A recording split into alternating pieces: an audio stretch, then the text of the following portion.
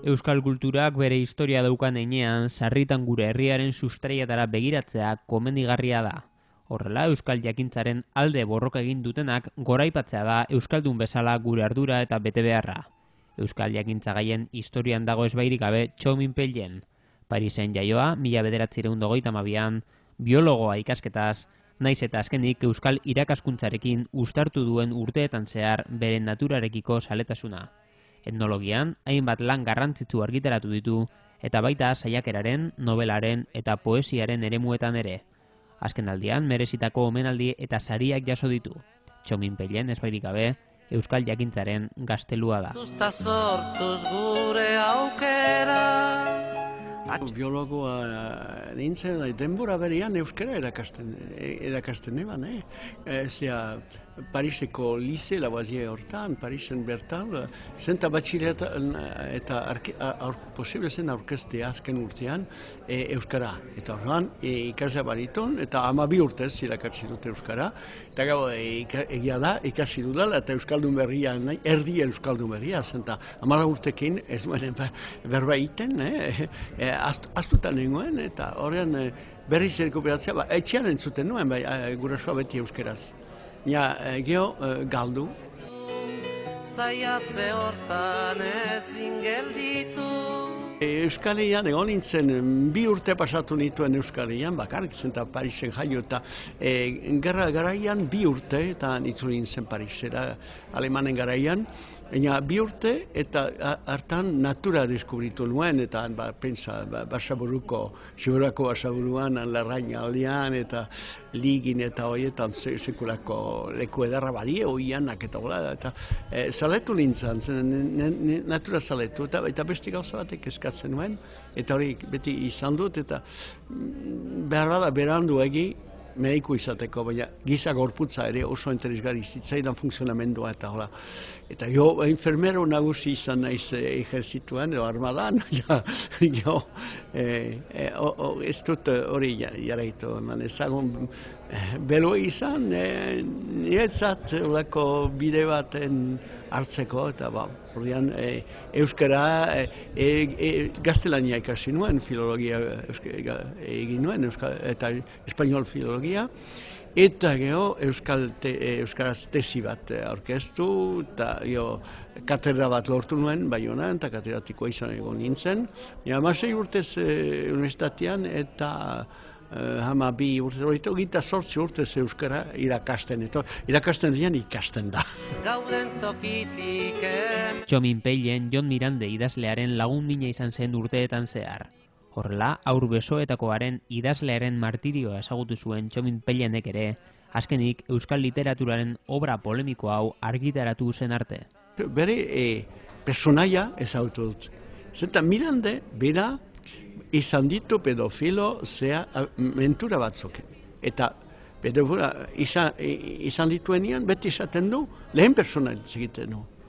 Eta 15 urtetako neskak miresten zituen, eta 3 poemetan aipatzen du 15 urteko neskak. Eta hor, eleberian 11 urte.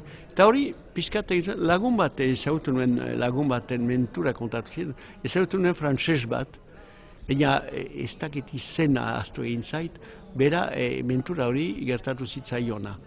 Baina Mirandek hori baliatu zuen bere ideien sartzeko, hezkuntzari buruz, hezkuntza astoren kontra, klasikoen aldeko, grekeraren eta latinaren aldeko kultura, filosofia, grekoen filosofia eta hori alde, eta holako gauzak eta kultura zer izan behar duen. arrazoi garbiz egiztatuko dutenak.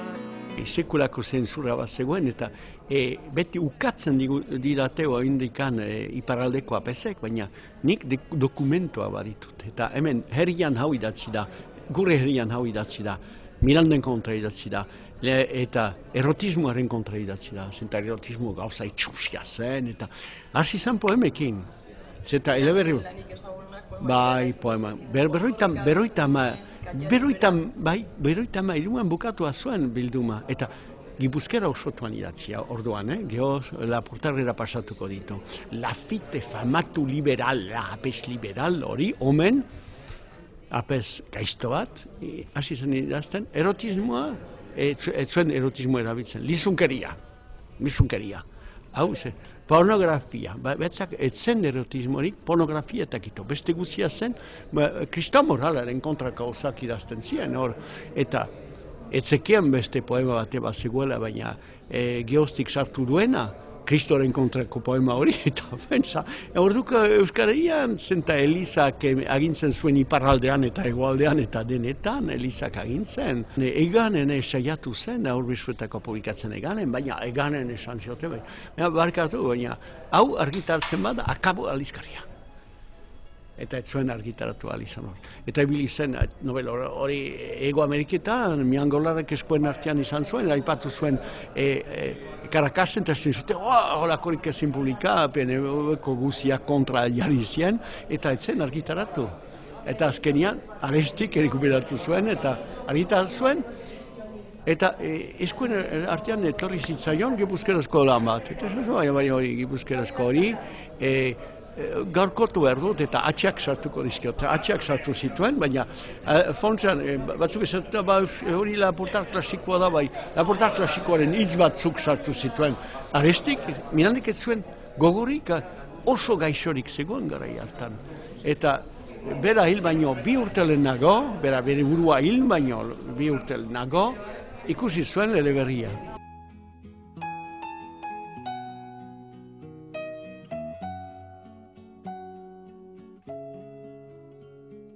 Nire ustez, galdetu diate, joan den medean, nola ikusiko, pentsatzen duzu ikusiko dela Txuminpeien. Ez da literatura idazle bezala ikusiko. Naiz eta lau sari izan, eta sariek ez dute egiten idazle bat. Besteri behar da. Gauza bat, nahi baduzu idazle handia izan ez duzu, ez polizia eleberririk, ez eta humorezko eleberririk idatzi behar, bestean, akabo. Eta ni pentsatzen bigarren mailako idazleana izango naizela. Nik mandezagun bokadillo batzuk edo tapa batzuk eskaini ditut, eta horiek gustora jan baldia, hobeto. Baina handik aurrera ez dut janari nagusirik egin. Etnologian uste lan honik egin dudala, eta hori berbada oroituko da jendeaz, eta inork ez baititu egin lan horiek, eta beti zainago norbait egin dezan horren beste iparraldean behintzat. Idazleak badiek gaur ere, onak, baditut, nire kutunak, Sonia González eta Ziabesta Idario Rodríguez eta Edorta Jiménez eta olakoak eta Mikel Hernández Abaitua eta olakoak baditu nire kutunak eta ez beti handiak ez dakit ni baino gorago joko dira bagian baina ni ez dakit.